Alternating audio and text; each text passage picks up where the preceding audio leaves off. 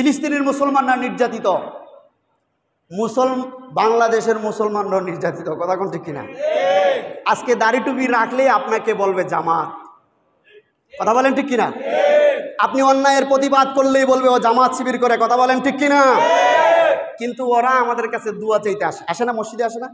কিন্তু আমরা ওরা যে অন্যায় করছে এই কথা বললে ওদের গা চুলকায়। কথা কোন ঠিক কিনা?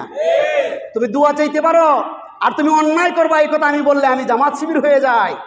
সাব্বাস। আমাদেরও একটা দলীয় পরিচয় আছে না নাই? কথা কেন আছে না নাই? ইল্লাল্লাযীনা আমানু, এটাই আমাদের দলীয় পরিচয়। কথা বলেন ঠিক কিনা? আমরা হলাম ঈমানদার। অতএব তোমরা যা কিছুই বলো না কেন, তোমাদের এই কথা আমাদের আসে যায় না। কথা বলেন ঠিক কিনা?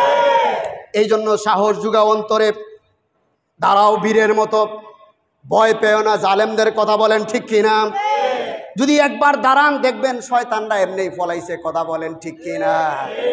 এর প্রমাণ 2024 সালে রক্ত দিয়ে ছাত্ররা লিখবে। কথা বলেন ঠিক কিনা?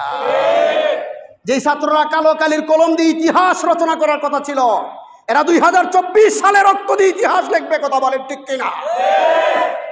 আল্লাহ তাআলা আমাদের সকলকে সব সময় সত্য ন্যায়ের পক্ষে, আল্লাহ তাআলার খাঁটি গোলাম হয়ে, খাঁটি ইমানদার হয়ে, প্রকৃত মুমিন হয়ে আল্লাহ তাআলার কবরে যাওয়ার তৌফিক দান করুন। সকলে বলেন আমিন।